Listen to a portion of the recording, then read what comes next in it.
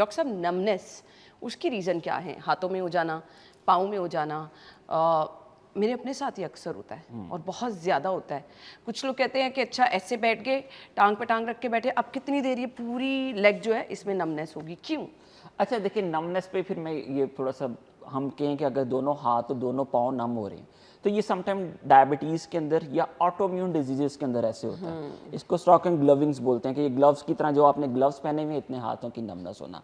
Number 2 होता है जिससे आपने कहा पोस्चर रिलेटेड, कि आप हाफ पोस्चर में बैठे और आपकी टांग नम होना शुरू होगी या पाँव नम होना शुरू होगी।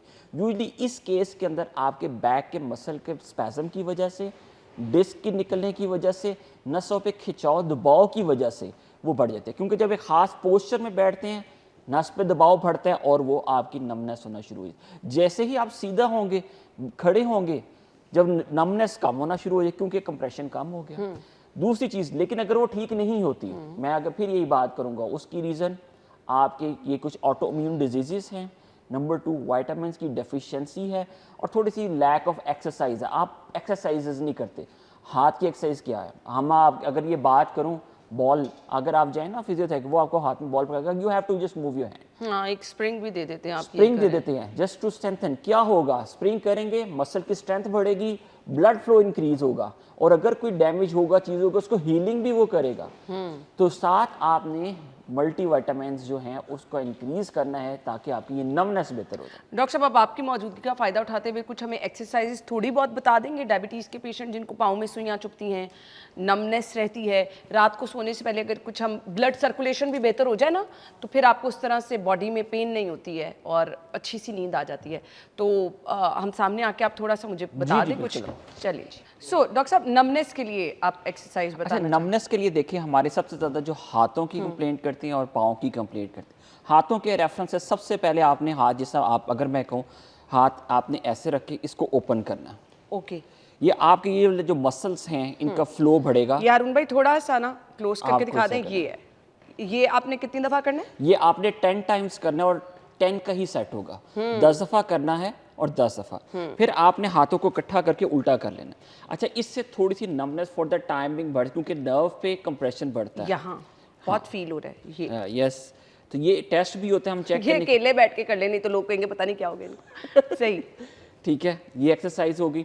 आपने दूसरी चीज़, जिस तरह ये बॉटल है, हम ये कोई बॉल ले लेंगे या बॉटल, आपने बस इसके ग्रिप को इंक्रीज करना है। 1 2 3 4 5 6 मैक्सिमम जितनी कर सकते हैं। यस, आपने स्ट्रेंथ करना है अपने मसल्स के स्ट्रेंथ। फिर आपने लेफ्ट हैंड के करना। ठीक है, सम टाइम आपने जब इसकी एक्सरसाइज कर लें, just move the hand like this, like a massage. और इसको भी आपने प्रेस करना है, प्रेस करके जोर लेके आपने ये करना है, ये आपके। इसके अलावा अगर मैं कहूँ, आप मसाज भी कर सकते हैं। मसाज आपने इस तरह मसाज करना है कि ऑलिव ऑयल की बजाय अंगूठे से शुरू करना है और एंड तक आना है, फिंगर से लेके नीचे तक, फिंगर से लेके लाइक। यानी ये मसाज का तरीका, यहाँ से स्टार्ट करेंगे आप, एंड बेस तक आएंगे आप, ये इंडेक्स से आप बेस तक, फिर middle, ring and little finger. ये नमनेस के यस, नमनेस के। फिर आपने हैंड्स की मूवमेंट, ताकि हम रिस्ट को इंप्रूव करें, लाइक ये this with the force flex. बहुत फर्क पड़ रहा है एक्चुअली, वो है ना, आवाज आ रही है मुझे तो आप ये चीज़ें करेंगे, ये 5-6 एक्सरसाइजेज हैं, हाथों की एक्सरसाइज हैं। आप फ्लो बढ़ जाएगा, आपकी हीलिंग मसल की बढ़ जाएगी, स्ट्रेंथ हो जाएगी और आपकी नमनेस, और आपने साथ मसाज और मल्टीविटामिन लेने हैं।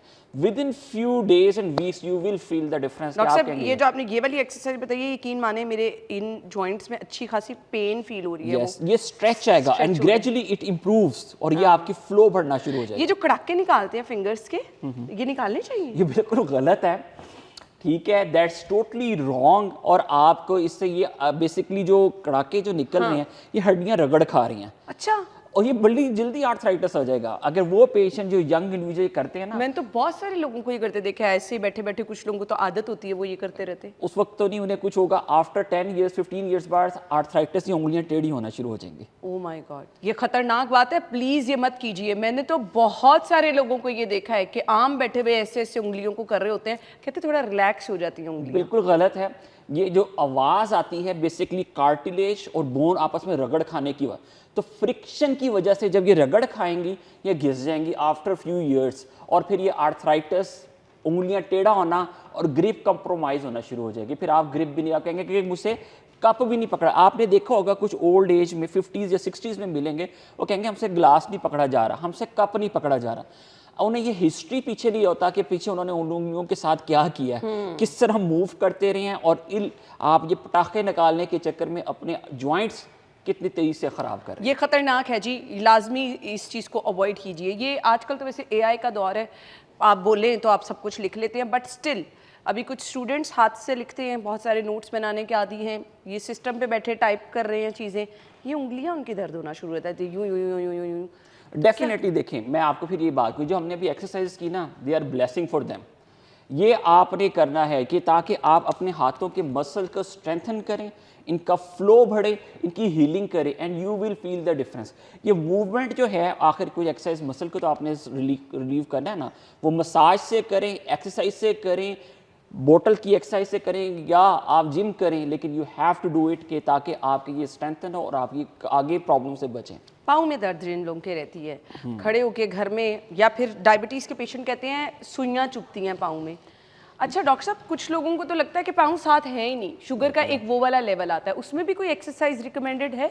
देखें, इसके अंदर पहली चीज़ है, सबसे पहले अगर डायबिटीज़ के रेफरेंस से बात करूँ, स्ट्रिक्ट डायबिटिक कंट्रोल अगर आप तो करेंगे तो ये रिकवरी के चांसेस या रुक जाने के चांसेस हैं, otherwise chances are very less.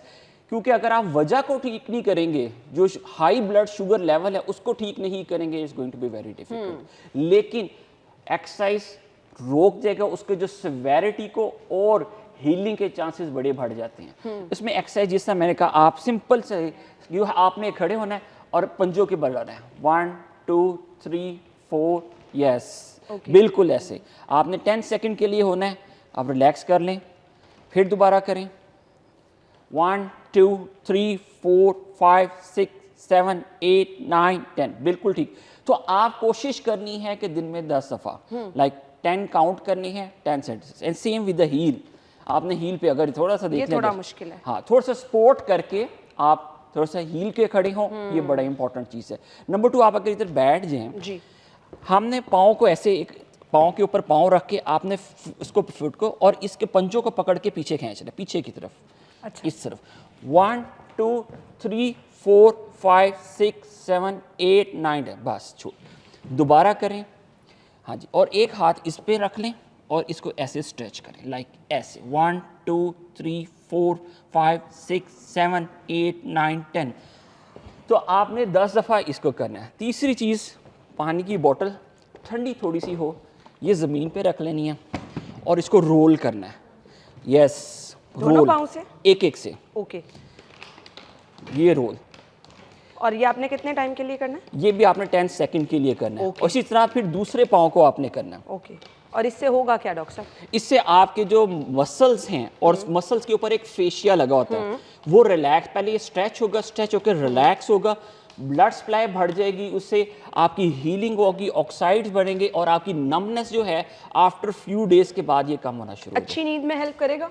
बहुत हेल्प करेगा। It is very helpful in कि अगर आप कहें कि आपकी नींद अच्छी है, उसके लिए बेहतरीन है। अच्छा, मैंने कुछ लोगों को ना ये वाली एक्सरसाइज बहुत करते देखा है, ये एक लेग पे इस तरह आप कोई 10 सेकंड के लिए होल्ड किए में, क्या होता है इससे? अच्छा, ये फील हो रहा है यहाँ से प्रॉपर Yes. एक खिंचाव सा। ये बेसिकली आपकी थाई की एक्सरसाइज है। थाई में आपके जैसा फटीक हो जाता है, जिस तरह ये स्पोर्ट्समैन है, आपने भागना है, दौड़ना है, आप बहुत फटीक हैं, खलियां पड़ी हुई, so you can stretch your leg. Okay, आपके ये इससे आपके हिप जॉइंट और थाई के मसल को स्ट्रेंथन होती है, तो ये उसके रिलैक्स करने के लिए एक्सरसाइज है। पाँव की रेफरेंस से जो आप बात करी थी, उसमें भी एक मसाज का रोल बहुत ज़्यादा है।